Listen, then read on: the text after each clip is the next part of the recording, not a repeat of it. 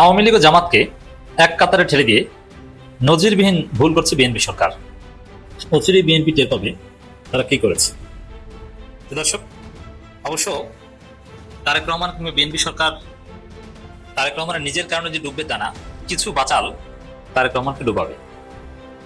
যেমন আওয়ামী লীগ সরকার পতনের পর আওয়ামী লীগের আমার ভাইরা অনেকে পর্যালোচনা করছেন যে কাদের বাচালতার কারণে আজকে এই অবস্থা। এই জন্য অনেকে ওবায়দুল কাদেরকে দায়ী করছেন যে ওবায়দুল কাদের অতি কথন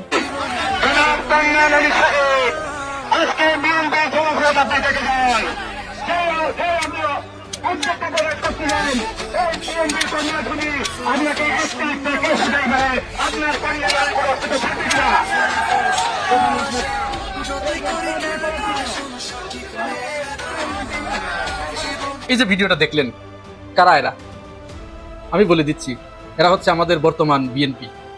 যে বিএনপি 17 বছর বিভিন্ন ধানের ক্ষেতে বিভিন্ন ঝোরে জঙ্গলে রাত কাটিয়েছে আওয়ামী লীগের ভয়ে। আবার কেউ কেউ আরো অনেক মন্ত্রীকে দায়ী করছেন, হাসান মাহমুদ বা ইত্যাদি ইত্যাদি। এভাবে পর্যালোচনা চলছে। তো বিএনপি যদি এরকম পতন হয়, তো বিএনপিও তাদের কিছু লোককে দায়ী করবে। আওয়ামী লীগ তো 15.5 বছর দেশ চালিয়ে তারপরে পতন হয়েছে, আর বিএনপি 1.5 মাসের মাথায় তাদের পতন নিয়ে ব্যাপক আলোচনা হচ্ছে বিভিন্ন গ্রাউন্ডে। মানে বিএনপির কপালে বিপদ আছে। বিএনপি সম্ভবত সঠিক লাইনে না আসতে টিকতে পারবে না, তাদের পতন হবে, তাদেরকে হটানো হবে। এই কথা প্রথম আলো ডেইলি স্টার এই আলাপ এখন সামনে আছে। বিএনপি সরকারকে হটানো সম্ভব কিনা সেই আলাপ এখন এক্সপেরিমেন্ট করা হচ্ছে, তাও প্রথম আলো করছে। আপনি চিন্তা করেন যে বিএনপি কতটা ঝুঁকিতে আছে। বিএনপিও সেম ধ্বংসের দিকে পা বাড়াচ্ছে। বিএনপির এক বঞ্চিত নেতা, তাকে ঢাকা দক্ষিণ সিটি কর্পোরেশনের প্রশাসক বানিয়ে তারেক রহমান মূল্যায়ন করেছে। আব্দুল সালাম, বীর মুক্তিযোদ্ধা, আমার ব্যক্তিগত পছন্দের টকশো মেট। তিনি বলছেন যে আওয়ামী লীগ এবং জামাত দুই দলেই বাংলাদেশের স্বাধীনতার বিরোধিতা করেছে, চায়নি। স্বাধীনতা চেয়েছে শুধু বিএনপি। দেখেন, এই ধরনের বাটপাড়ি, ধান্দাবাজিমূলক কথা এবং চেতনাবাজির কথা, এগুলোই একটা দলের রেজিমের পতনের জন্য যথেষ্ট। যদি টিকে থাকতে হয়, জনগণের পালস বুঝে জনগণের সমস্যা সমাধান রাজনীতি করতে হবে। কিন্তু আপনি চেতনাবাজি যদি করতে চান, আপনার ধ্বংস অনিবার্য। তবে আওয়ামী লীগ চেতনাবাজি অনেকদিন করতে পারে, আর বিএনপি, আওয়ামী লীগ যদি 15 বছর করতে পারে, বিএনপি সেটা 15 মাসও করতে পারবে না। কারণ আওয়ামী লীগের চেতনাবাজি করার অ্যাটলিস্ট অধিকার আছে, জনগণ না মানলেও অধিকার আছে, কিন্তু বিএনপির তো অধিকারই নাই। তো বিএনপি সেই চেতনাবাজি করা শুরু করেছে। কি উদ্ভট পথে হাঁটছে বিএনপি। দেখেন, এরকম উদ্ভট পথে হাঁটলে তো পতন হবেই, আপনার তো ধ্বংস হবেই। এই যে কথাটা দেখেন, একজন বীর মুক্তিযোদ্ধা বিএনপি নেতা, গুরুত্বপূর্ণ নেতা, তিনি বলছেন যে আওয়ামী লীগ এবং জামাত দুই দলেই স্বাধীনতা বিরোধী, স্বাধীনতার পক্ষে শুধু বিএনপি। এটা তো দড়ি দিয়ে বাঁধা দরকার। কোন পাগল ছাগল, কোন গর্ত থেকে উঠে এসেছে? এটা কেবল মুক্তিযোদ্ধা। প্রথম কথা হচ্ছে যে আওয়ামী লীগ স্বাধীনতা বিরোধী, মুক্তিযুদ্ধ চায়নি, এই কথা বলা ইতিহাসের সেরা মিথ্যাচার।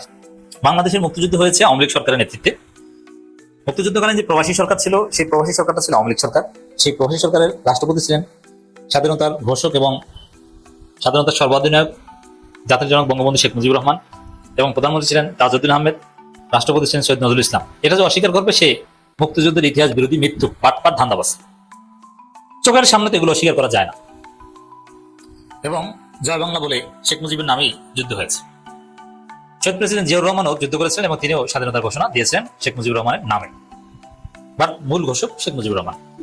এই তো, এটা তো কোনো সন্দেহ নেই। এবং যারা যুদ্ধ করেছে, মুক্তিযোদ্ধা যারা ভারতে আশ্রয় নিয়ে ট্রেনিং নিয়েছে, এদের সিংহভাগ আওয়ামী লীগ। এবং আওয়ামী লীগ সাংগঠনিকভাবে, একমাত্র সংগঠন আওয়ামী লীগ সাংগঠনিকভাবে যুদ্ধ করেছে এবং যুদ্ধকে ম্যানেজ করেছে এবং যুদ্ধ সংগঠিত করেছে। এবং এই যুদ্ধের যে প্রেক্ষাপট, স্বাধিকার আন্দোলন, এর শুরু কিন্তু সেই 52 ভাষা আন্দোলন বা তার আগে থেকেই, যৌন যুক্তকরণ আন্দোলন, 66 6 দফা, 69 গণঅভ্যুত্থান, তার আগে আইয়ুব খান বিরোধী যে শিক্ষা আন্দোলন এবং 8 দলীয় জোট, ডাক, নানান কিছু, সবকিছু নেপথ্য ছিল আওয়ামী লীগ। এর মানে এই স্বাধীনতার প্রেক্ষাপট তৈরি করা, ঘোষণা দেওয়া, যুদ্ধ করা, যুদ্ধ সংগঠিত করা, বিজয় নিয়ে আসা, বিজয় পরবর্তী দেশের দায়িত্ব নেয়া, A to Z ছিল সব আওয়ামী লীগ। আর এই বিএনপির বাটপারের বাচ্চা বাটপার, মৃত্যুকের ঘরে মৃত্যুকে বলছে যে আওয়ামী লীগ স্বাধীনতা বিরোধী ছিল। আরে ভাই, আওয়ামী লীগ ফ্যাসিস্ট। আওয়ামী লীগ বাংলাদেশকে স্বাধীন করেছে, করুক যে। আওয়ামী লীগ যদি বাংলাদেশকে যদি একদম আমেরিকাও বানিয়ে দেয়, তারপর আওয়ামী লীগ অন্যায় করলে তো আমরা ছাড় দিব না। আওয়ামী লীগ বাংলাদেশ স্বাধীন করে দিয়েছে, ফ্যাসিস্ট হয়ে উঠেছে, গণহত্যা করেছে, আমরা তাদেরকে লাথি দিয়ে সরিয়ে দিয়েছি, কোনোদিন আর আওয়ামী লীগের রাজনীতি বাংলাদেশে আমরা টলারেট করবো না। এইটি তো নিয়ম। অন্যায় করেছে, ভালো কাজ করেছে, এই জন্য কি তারপরে অন্যায় মাপ না? কিন্তু আপনি এগুলো কি বলছেন আব্দুল সালাম সাহেব, যে আওয়ামী লীগ স্বাধীনতা বিরোধী ছিল? আপনাকে কে শিখিয়েছে ইতিহাস? এই যে উদ্ভট কথাবার্তা বলা, এগুলো তো আপনাদের ধ্বংস করবে। বরং এগুলো নিয়ে আপনি চুপ থাকেন, এগুলো তো কোনো প্রয়োজন নাই। আমাদের মুখ থেকে কেন বলালেন এই আওয়ামী লীগের যে প্রশংসা করলাম এতক্ষণ, এটা তো আমরা বলতে চাইনি, কারণ আমরা আওয়ামী লীগকে রাজনীতিতে কোনোদিন আর ফিরতে দেব না। কিন্তু আপনার কারণে এগুলো বলতে হচ্ছে। জামাত স্বাধীনতা বিরোধী ছিল, এটাও আপেক্ষিক। জামাতের অনেকে ব্যক্তিগতভাবে মুক্তিযুদ্ধ করেছে, আর দল হিসাবে জামাত স্বাধীনতা বিরোধিতা করেছে, বাট ফৌজদারি অপরাধ জামাতের বিরুদ্ধে ওইভাবে প্রমাণিত নয়, আর থাকলে বিচার হবে। কিন্তু বিএনপি একমাত্র, মানে এই যে আমরাই একমাত্র, অন্য সবাই খারাপ, আমরাই একমাত্র, এটাই ধ্বংসের কারণ হবে। আরে ভাই, বিএনপি তো মুক্তিযুদ্ধের প্রায় 8 বছর পর কায়েম হয়েছে। সে বিএনপি কে যদি বলে আর যে আমরাই একমাত্র মুক্তিযুদ্ধের পক্ষে ছিলাম, এর চাইতে ছাগলামি আর আছে? এই এই আব্দুল সালাম বলছেন যে জামাত আওয়ামী লীগ দুইটাই স্বাধীনতা বিরোধী, আমরাই ছিলাম মুক্তিযুদ্ধের পক্ষে। অথচ বিএনপি প্রতিষ্ঠিতই হয়েছে মুক্তিযুদ্ধের অনেক পরে, এবং বিএনপি প্রতিষ্ঠিত হয়েছে বেসিক্যালি রাজাকার এবং স্বাধীনতা বিরোধীদের সাথে নিয়ে, মুসলিম লীগারদের সাথে নিয়ে। তো দর্শক, সাজাপ্রাপ্ত অথবা জিয়াউর রহমানের ইন্ডেমনিটি পেয়ে মুক্তি পেয়েছে এরকম অনেকে বিএনপির গুরুত্বপূর্ণ নেতা ছিলেন। আবার অল্প কিছু মুক্তিযোদ্ধা বিএনপির ছিল, বিএনপির যিনি প্রতিষ্ঠাতা তিনি নিজেই মুক্তিযোদ্ধা ছিলেন। হ্যাঁ, এই বলে তো বিএনপি নিজেদেরকে একমাত্র মুক্তিযুদ্ধের পক্ষে সখী দাবি করতে পারে না। মুক্তিযুদ্ধের বিষয়ে জামাত বিএনপি সমান সমান, কারণ জামাতও রাজাকার ছিল, মুক্তিযোদ্ধা ছিল, বিএনপিতেও রাজাকার ছিল, মুক্তিযোদ্ধা ছিল। এখনো জামাতেও স্বাধীনতা বিরোধী সে চেতনার ধারক দু একজন থাকতে পারে, এবং বিএনপিতেও আছে। যেখানে মুক্তিযুদ্ধ ইস্যুতে রাজনীতি করতে গেলে ওখানে আওয়ামী লীগই সেরা। এখানে যুগ যুগ ধরে জামাত বিএনপি তো একই সাথে ছিল। জামাত মেয়েদের ৭১ ইস্যুতে ফাঁসি দিয়েছে, বিএনপি প্রতিবাদ করেছে। মির্জা ফখরুল বলেছে যে দেশে কোনো যুদ্ধ অপরাধী নেই, যুদ্ধ অপরাধী হয়েছে পাকিস্তানিরা। মির্জা ফখরুলের বিবৃতি, সেটা স্ক্রিনশট আছে আমাদের কাছে। এই যে আওয়ামী লীগ জামাত দুইটি স্বাধীনতা বিরোধী, আওয়ামী লীগের পথে হাঁটছে জামাত, জামাতের পথে হাঁটছে আওয়ামী লীগ, এগুলো কি? বা আওয়ামী লীগ কি, আওয়ামী লীগের পথে জামাত হাঁটছে মানে? আরে ভাই, আওয়ামী লীগ 17 বছর, এই যে দেখেন, এই যে কথা, আওয়ামী লীগ বিগত 17 বছর যে পথে চলছে, জামাত ইসলামী বর্তমানে সেই পথে চলছে। এর চাইতে স্টুপিড মার্কা কোনো মন্তব্য আছে? আওয়ামী লীগ 17 বছর ক্ষমতায় থেকে একটা পথে চলেছে, ওই পথে চলতে গেলে তো ক্ষমতায় থাকতে হবে। সেই পথে চলছে ক্ষমতাসীন আওয়ামী লীগ, আর বলছে জামাত চলছে, জামাত ক্ষমতায়। এই ধরনের গর্দব টাইপের নেতাদের কারণে বিএনপি সরকারের পতন হবে, বিএনপি বেকায়দা করবে। এই ধরনের দু একটা কথার কারণে চারদিকে আন্দোলন ছড়িয়ে পড়বে, বিএনপি জয় বাংলা হয়ে যাবে। আজকে বিএনপি সমস্যা থেকে যায়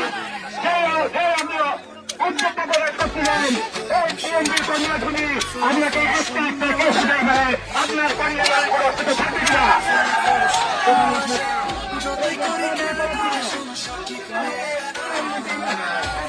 এই যে ভিডিওটা দেখলেন, কারা এরা?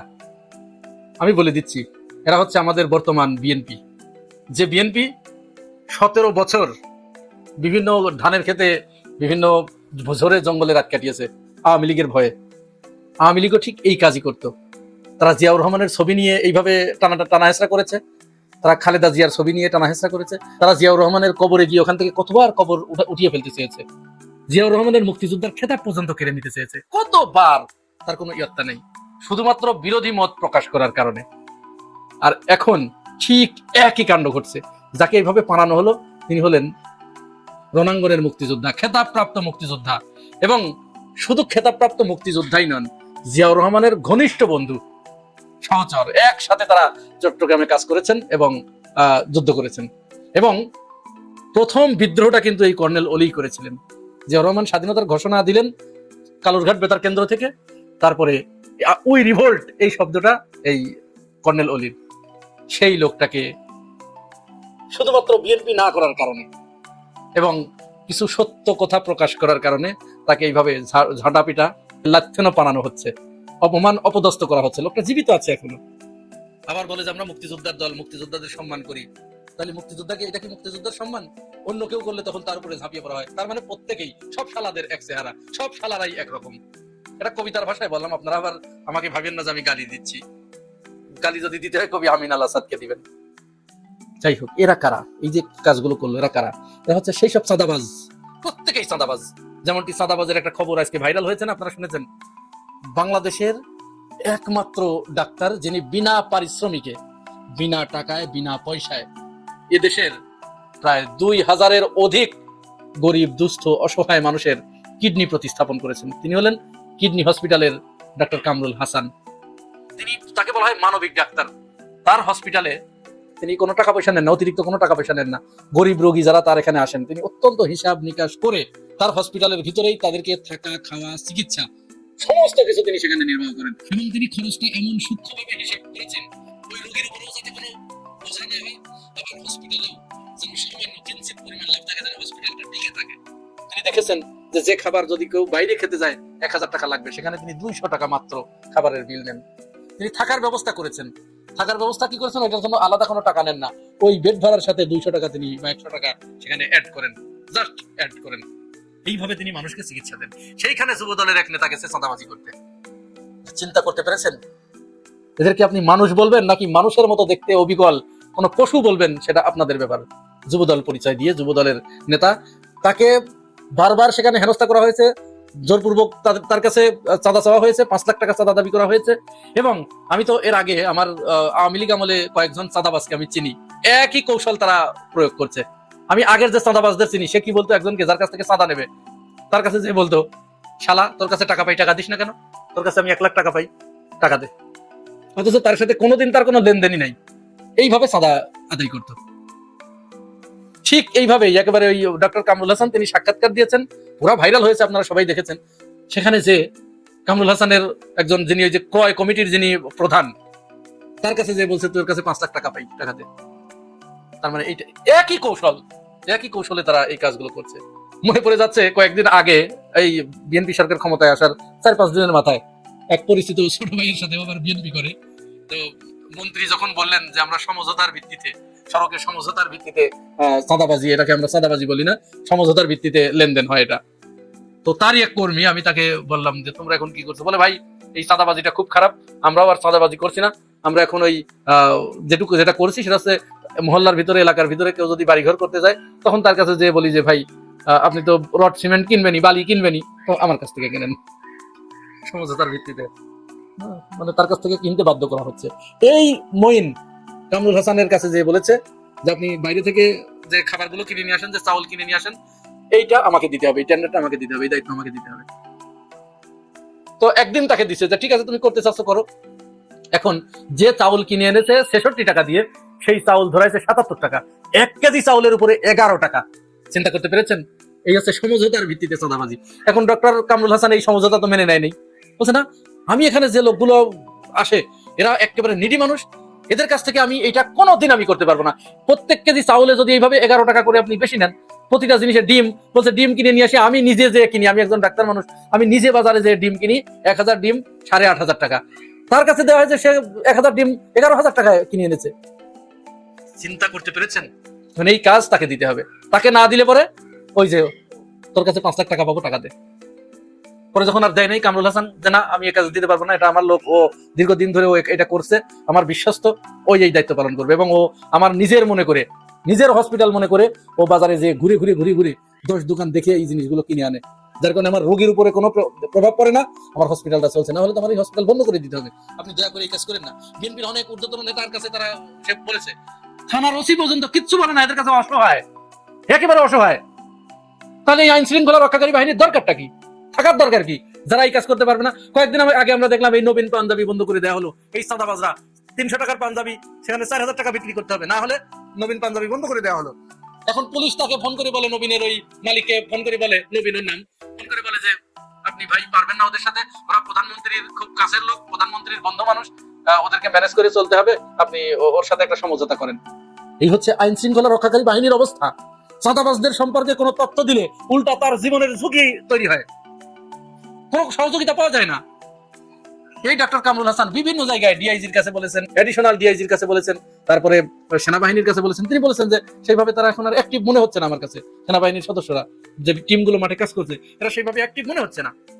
তার মানে লোকটা কোন পর্যায়ে চলে গিয়েছিল? অবশেষে যখন সম্ভবত কালবেলায় একটা নিউজ হওয়ার পরে সারা দেশে যখন ছড়ায় পড়েছে, তখন বিএনপির 2 নেতা এসে কামরুল হাসানের কাছে, আমরা আমাদের প্রধানমন্ত্রী তারেক রহমানের পক্ষ থেকে এসেছি, আপনার কোনো সমস্যা নাই, আমরা এই সমস্ত লোকদের দলে ঠাঁই দিই না। কারে ঠাঁই দেন নাই? প্রত্যেককেই তো ঠাঁই দিয়েছেন।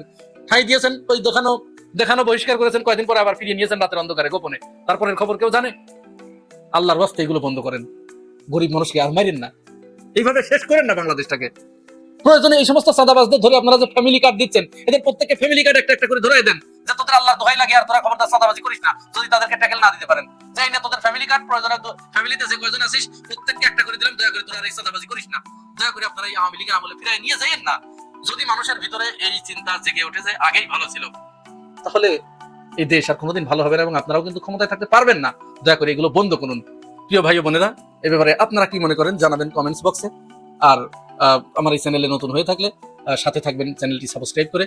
ভালো থাকবেন, আল্লাহ হাফেজ। ছিল সেগুলো যদি আজকের মধ্যে সংসদে উঠানো না হয়, পাশ করা না হয়, বা রহিত করা না হয়, বা স্থগিত করা না হয়, তাহলে এই বিলগুলো অটোমেটিক স্থগিত হয়ে যাবে, বাতিল হয়ে যাবে। হাসনাত আব্দুল্লাহকে আমাদের মাননীয় স্পিকার একটু অন্য ধরনের একটা কথা বলেছেন। কি কথা বলেছেন সেটা আজকে ভাইরাল বাংলাদেশে, সবাই জানেন। কথাটা ছিল, লোক mister Abdullah, this is not Shahbag square, this is parliament. মাননীয় স্পিকার মহোদয়, আজকে যদি শাহবাগে এই আব্দুল্লাহ অসহিষ্ণু না হতো, তাহলে আপনি হয়তোবা এখানে আসতেন না। যে এই ছাত্ররা যদি তখন আন্দোলন না করতো, তাহলে আরো 10 বছরেও এই সরকারের পতন হতো না। এখন দেখুন, ভাগ্যের কি নির্মম পরিহাস।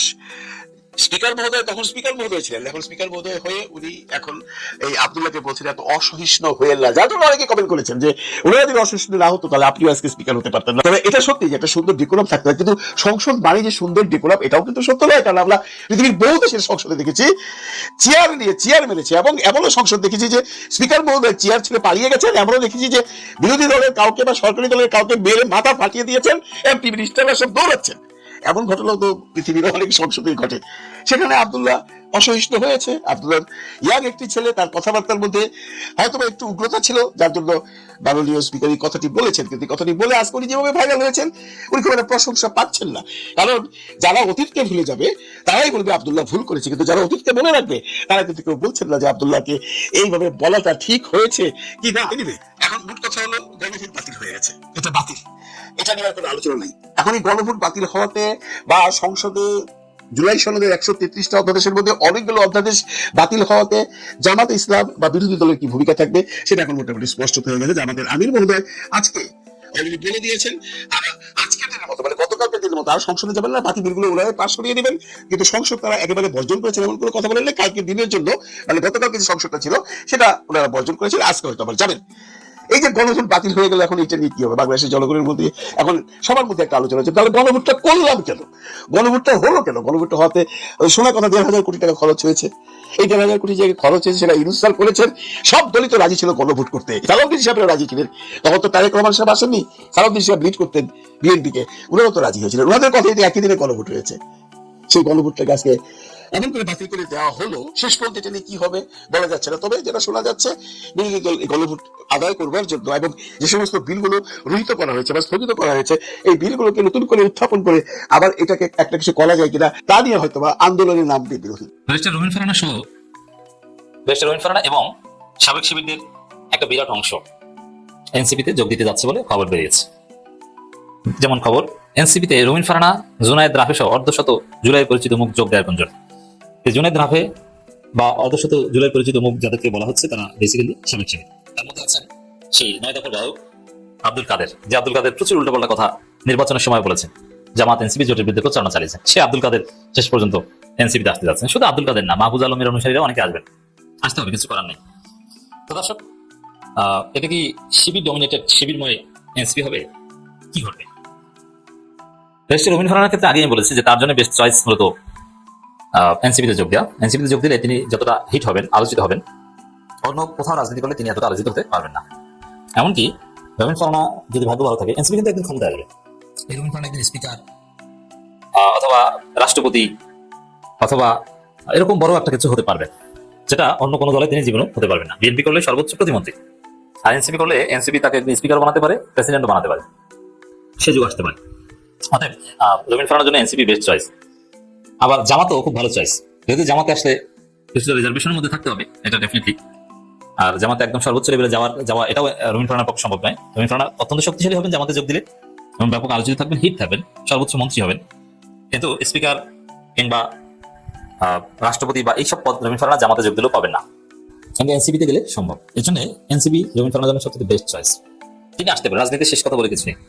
হাসনাত আব্দুল্লাহকে ফকির নির্পুত বলেছেন, বিএনপির পক্ষে কত কথা বলেছেন, এনসিপিকে ইউনূসের আমলে গালাগালি করেছেন, সমন্বয়কদের বিরুদ্ধে কত কথা বলেছেন। সেই রুমিন ফারহানা এখন এনসিপিতে আসতে পারে, আসা উচিত, তাহলে রাজনীতি জমে উঠবে। এবং রুমিন ফারহানাকে যদি এনসিপি ধারণ করতে পারে বা ধরে রাখতে পারে, এটা এনসিপির জন্য একটা বড় অ্যাচিভমেন্ট হবে। এবার আসেন সাবেক শিবির যারা আসতে যাচ্ছে, জুনায়েদ রাফে। এই জুনায়েদ বাংলাদেশের আহ্বায়ক এবং তিনি ঢাকা বিশ্ববিদ্যালয় শিবিরের সাবেক সভাপতি। রাফে সালমান রিফাত, যার কথা বলা হচ্ছে খবরে, তিনিও ঢাকা বিশ্ববিদ্যালয়ের সাবেক শিবিরের সভাপতি, তিনি বাংলাদেশের নেতা। এই জুনায়েদ রাফে সালমান রিফাত তিনি কিন্তু সাদিক ক্যামের সভাপতি। সাদিক ক্যাম যখন সেক্রেটারি ছিল ঢাকা বিশ্ববিদ্যালয়, তখন রাফে সালমান রিফাত সভাপতি, এবং অত্যন্ত মেধাবী ছিলেন। এবং আরো এখানে অর্ধশতাধিক তার চাইতে বেশি বাংলাদেশের একদম ছিটেফোঁটা 2-4টা ছেলে, তারা নতুন একটা কি যেন একটা রাজনৈতিক দল কায়েম করেছে, আমি তার নাম জানি না, কিন্তু বাংলাদেশের প্রায় সবাই, 2-4 জন বাদে প্রায় সবাই এনসিপিতে যোগ দিবেন। একদম আঞ্চলিক পর্যায়ের বাংলাদেশে যারা নেতা আছেন তারাও এনসিপিতে যোগ দিবেন। তো দর্শক, আব্দুল কাদের সাবেক শিবিরের সাবেক সাথী, তাকেও আপনার চেনেন। ঘুরে ফিরে শেষ পর্যন্ত জামাত দুটো আসতে যাচ্ছেন। এখন আব্দুল কাদের 2 দিন আগেও জামাতকে গালাগালি করেছে, এখন দেখা যাবে এনসিপিতে যোগ দিয়ে জামাতকে ডিফেন্ড করবেন। এখন বিএনপিকে গালি দিতে হবে। রাজনীতি এমনই। একটা কথাই আছে, আপনি যদি অন্যের জন্য গর্ত করেন তাহলে সেই গর্তে আপনি নিজেই একদিন পড়বেন। নরেন্দ্র মোদী পাকিস্তানকে বিচ্ছিন্ন করার জন্য চেষ্টা করেছে। বিশ্ব কূটনীতিতে পাকিস্তান একটি উগ্রবাদী দেশ হিসাবে পরিচয়ের জন্য অনেক চেষ্টা করেছেন। সর্বশেষ বলা হচ্ছে যে ভারতেই পার্লামেন্টে বিরোধী দলগুলো বলছে যে নরেন্দ্র মোদী পাকিস্তানকে বিচ্ছিন্ন করতে গিয়ে ভারতকেই বিচ্ছিন্ন করে ফেলেছেন। কিভাবে এটা, এই নিয়ে এখানে আজকে একটা রিপোর্ট প্রকাশিত হয়েছে। এই রিপোর্টটাই বলেছে ভারতের পররাষ্ট্র মন্ত্রণালয় কর্তৃক প্রকাশিত আনুষ্ঠানিক বিবৃতিতে এই সফল কূটনৈতিক প্রচেষ্টা ইসলামাবাদের নাম পর্যন্ত উল্লেখ না করায় দেশটির রাজনৈতিক মহল ও বিশ্লেষকদের মাঝে তীব্র প্রতিক্রিয়া সৃষ্টি হয়েছে। এই ইতিমধ্যে যে আমেরিকা, ইসরায়েল, ইরানের যুদ্ধটা পাকিস্তান বন্ধ করেছে, ভারত বিবৃতি দিয়েছে যে এই যুদ্ধটা বন্ধ হওয়াটা সারা বিশ্বের জন্য কল্যাণকর এবং বিশ্বের মাঝে জ্বালানি দাম বৃদ্ধির সাথে সাথে খাবার দাবার সুনিত্য প্রয়োজনীয় সব জিনিসের দাম বৃদ্ধি, বিশ্বের এই বড় কাজটি যারা সম্পূর্ণ করলেন, যে পাকিস্তান সম্পূর্ণ করলেন, এবং পাকিস্তানে যে বৈঠকটি হতে চলেছে আমেরিকা এবং ইরানের, সেই বৈঠকটির নাম পর্যন্ত দিল্লি পররাষ্ট্র মন্ত্রণালয় উল্লেখ করেন নাই। কিন্তু সেই উল্লেখ না করলে সারা বিশ্বের মানুষ কি জানে না যে ইসলামাবাদই এটা করেছে, পাকিস্তানি এই যুদ্ধটা থামিয়েছে। এর আগেও পাকিস্তান আর ভারতের যুদ্ধে পাকিস্তানের ভূমিকাটাই তো প্রশংসিত হয়েছে। পাকিস্তানের সেনা প্রধান ফিল্ড মার্শাল হয়েছেন ভারতের সাথে বিজয় হয়ে, এবং লাল গালিচা সম্বর্ধনা পেয়েছেন ডোনাল্ড ট্রাম্পের ওয়াশিংটনে। আর সেই সময় দিল্লির সেই প্রধানমন্ত্রী নরেন্দ্র মোদী ওয়াশিংটন ছিলেন, তাকে কিন্তু তখন এই আমেরিকার প্রেসিডেন্ট ডোনাল্ড ট্রাম্প লাল গালিচার সম্বর্ধনা দেয় নাই। তো এই কারণে আমরা আজকে ভারতের যে লোকসভায় তাদের যে আলোচনাটা হয়েছে সেখান থেকে কয়েকটা বিষয় আরো আপনাদের সাথে আমি শেয়ার করছি। অধিকাংশ বিশ্লেষক মনে করছে বিশ্বমঞ্চে পাকিস্তানকে একগরে করার যে নীতি নরেন্দ্র মোদী সরকার গ্রহণ করেছিল, বর্তমান পরিস্থিতিতে ভারত নিজেই সেই কূটনৈতিক বিচ্ছিন্নতার মুখে পড়েছে। এটা ভারতীয় বিশ্লেষকদের কথা, এবং ইত্তেফাকে কিন্তু এই নিউজটা করেছে। ইত্তেফাক কিন্তু ভারতীয়দের পক্ষেই কাজ করে, তারপরেও পাকিস্তানের বিরুদ্ধে ইত্তেফাক কাজ করে, কিন্তু তারপরেও দেখেন সত্য নিউজটা কিভাবে প্রকাশিত হয়। ভারতের বিরোধী দলগুলো বিষয়টিকে একটি কূটনৈতিক আঘাত হিসাবে বর্ণনা করে সরকারের কঠোর সমালোচনা করছেন। ভারতের বিরোধী দলগুলা এই নরেন্দ্র মোদীর একঘেয়ামি, সব সময় মুসলিম বিদ্বেষী মনোভাব, মুসলিম বিদ্বেষী কার্যকলাপ, তাকে তার পার্সোনালিটি, তার ওজন, তার মূল্যায়ন, তার মর্যাদা হারিয়েছে ভারত। কিন্তু অপরদিকে দেখেন পাকিস্তান মুসলিম দেশ হওয়ার পরেও আমেরিকার বিশ্বস্ততা অর্জন করেছে। অপরদিকে চায়না, অপরদিকে রাশিয়া, অপরদিকে ইরান, সবাই কিন্তু পাকিস্তানকে মানছে। কে মানছে না? নরেন্দ্র মোদীর বাবার দেশ ইসরায়েল মানছে না। নরেন্দ্র মোদী যুদ্ধ শুরুর আগের দিন ইসরায়েলের পার্লামেন্টে বক্তব্য দিয়েছে, this is my fatherland. Israel হলো তার বাবার বাড়ি, আর এই পুত্র সন্তান জন্ম নিয়েছে ভারতে। তাই আমরা বলবো না, এটার বাংলাটা আরো যদি ব্যাখ্যা করেন কি হয় আপনারাই বুঝে নেবেন। তারা বলছে তারেক রহমান ক্ষমতায় আসার পর বাংলাদেশে জ্বালানি সংকট দেখা দিয়েছে। বাংলাদেশে জ্বালানি সংকটের ফলে পেট্রোল পাম্পে সারিবদ্ধ লাইনে দাঁড়াতে হচ্ছে, এবং এই যে প্রত্যন্ত অঞ্চলে বাইকটা একটা গুরুত্বপূর্ণ বাহন, এবং অটোরিকশা চলে বিদ্যুতের মাধ্যমে, চার্জের কারণে, আর বাইক চলে পেট্রোল কিংবা অক্টেনের মাধ্যমে। এখন এই যে প্রত্যন্ত অঞ্চলগুলোতে পেট্রোল পাম্পে পেট্রোল নাই, অক্টেন নাই, ডিজেল নাই এবং বিদ্যুৎ নাই, তাহলে এই যানবাহনগুলো চলবে কিভাবে? যদি যানবাহন না চলে সেক্ষেত্রে ফুড সাপ্লাই কিভাবে হবে? ধরেন নেত্রকোনার পূর্ব ধলা উপজেলা, এখানে একটা কৃষক ফুলকপির চাষ করেছে, উদাহরণ। সেই ফুলকপিটা সে যখন ক্ষেত থেকে উঠাবে সেটা তো বাজারে বিক্রি করতে হবে। সে তো পূর্ব ধলার কোনো বাজারে বিক্রি করতে পারবে না, নিঃসন্দেহে তাকে সেটা বিক্রি করতে হলে অবশ্যই নেত্রকোনা সদরে আসতে হবে, অথবা নেত্রকোনা সদর থেকে ময়মনসিংহ বিভাগীয় শহরে আসতে হবে। এই ক্ষেত্রে যে পরিবহন ব্যবস্থা, এখানে যদি পেট্রোল না থাকে, ডিজেল না থাকে, অক্টেন না থাকে, বিদ্যুৎ না থাকে, সেই ক্ষেত্রে কিভাবে সে কৃষক তার উৎপাদিত ফসল পরিবহন করবে? কোন ওয়ে আছে? একই রকম শেরপুর জেলার একটা বিশাল অংশ পাহাড়ি জনপদ, অর্থাৎ পাহাড়ের একটা বিশাল অংশ আছে। এই অংশে বিদ্যুতের ছিটে ফুটাও গত 40 দিন থেকে নাই। বিদ্যুৎ গেলে আর আসার নাম থাকে না, 14 ঘন্টা বিদ্যুৎ থাকে না, আসলে 1 ঘন্টা থাকে না, আবার চলে যায়। এইভাবে যদি চলতে থাকে বাংলাদেশের মানুষ কিভাবে তাদের জীবন যাপন করবে? কিভাবে করবে? মানে কোনো ওয়ে কি আছে? যেন তারেক রহমান 40 দিন ক্ষমতায় আসছেন, এসে দেশের 12টা বাজিয়ে দিয়েছেন। এই যে মানুষগুলা শেরপুর এবং নেত্রকোনা, এই মানুষগুলার যে কমন অভিযোগ সেসব ছিল যে আমরা আমাদের উৎপাদিত ফসল ক্ষেত থেকে উঠিয়ে বাজারে বিক্রি করতে পারছি না, কারণ বাজারে ক্রেতারা কিনছে না। এর একমাত্র কারণ হলো পরিবহন ব্যবস্থা। জ্বালানি সংকটের ফলে সকল ধরনের গাড়ি চলাচল চলাচল বন্ধ, মোটামুটি অনেকটা সীমিত হয়ে গেছে। এখন অতিরিক্ত মূল্য দিয়ে পরিবহন করে এই যে ফসল, সেটার যে লাভ, সেই লাভের অংশ কমে যাবে, কৃষকরা ক্ষতিগ্রস্ত হবে আর্থিকভাবে। তারা চাচ্ছে না, সেই কারণে তারা এখন ক্ষেতের ফসল উঠাতে পারে না। উঠাইতে গেলে সেটা তো পরিবহনের মাধ্যমে বিক্রি করতে হবে, ক্রেতারা জিনিসপত্র কিনছে না, কারণ পরিবহন নাই। এখন নেত্রকোনাতে যে ফসলগুলো ফলানো হয়, শেরপুরে যে ফসলগুলো ফলানো হয়, সেই সব ফসল কিন্তু আলটিমেটলি সাপ্লাই চেনের মাধ্যমে বিভিন্ন দেশের বিভিন্ন প্রান্তে চলে যায়, ঢাকায় চলে যায়। ঢাকা পর্যন্ত যাইতে যে পরিবহন দরকার, সেটার জন্য যে জ্বালানি দরকার, সেই জ্বালানি তো বাংলাদেশ সরকার সাপ্লাই দিতে পারছে না। এবং এই যে প্রান্তিক অঞ্চলে যেসব মানুষ জীবিকার তাগিদে চলাফেরা করে, তাদের চলাফেরার জন্য বাইক এবং যে অটোরিকশা, এই দুইটার একটা চলে না। বাংলাদেশের মানুষ, বিশেষ করে প্রান্তিক অঞ্চলের মানুষ যারা ভোট দিয়েছিল, কত শতাংশ ভোট কাস্ট হয়েছিল সেটা মুখ্য বিষয় না, কিন্তু যারা ভোট দিয়েছিল তাদের হারে হারে উপলব্ধি হয়েছে যে তারেক রহমানের মতো ভণ্ড 2 নম্বর ব্যক্তি, যে কিনা সংসদে বসে বিভিন্ন আইন উলটপালট করা থেকে শুরু করে বিভিন্ন আইনের সংশোধন, নাম পরিবর্তন নিয়ে ব্যস্ত আছে। এদিকে বাংলাদেশের মানুষের উপর স্ট্রিম রুলার চলতেছে, বাংলাদেশের মানুষ খাইতে পারতেছে না, বাংলাদেশের মানুষের চিকিৎসা ব্যাহত হচ্ছে, হামের টিকার অভাবে শিশু মৃত্যুর হার বেড়ে যাচ্ছে, জ্বালানি সংকট, পেট্রোল নাই, অক্টেন নাই, ডিজেল নাই, কিচ্ছু নাই। এদিকে বিদ্যুৎ নাই, সেচের পানি উঠাতে পারতেছে না কৃষকরা। এটা একটা মেজর প্রবলেম। বিদ্যুৎ চলে গেলে 14 ঘন্টার কোনো খবর নাই, এরপর 2-1 ঘন্টার জন্য আসে। এখন 2-1 ঘন্টা কি সেচ পাম্প দিয়ে পুরো জমিতে পানি দেওয়া সম্ভব? একটা সেচ পাম্পের অধীনে প্রায় 20 থেকে 30 একর জমি থাকে। এই 20-30 একর জমি 1 ঘন্টার বিদ্যুতে পানি দিয়ে কাটা দেওয়া সম্ভব? এটা যারা কৃষক ভাই আছেন ওরা কমেন্টে জানাবেন, সম্ভব? কোনোদিনও সম্ভব না। এইভাবে যদি চলতে থাকে, এই সামনে যে ফসলের মাস চলতেছে, এই ফসল কৃষকের কি পারবে?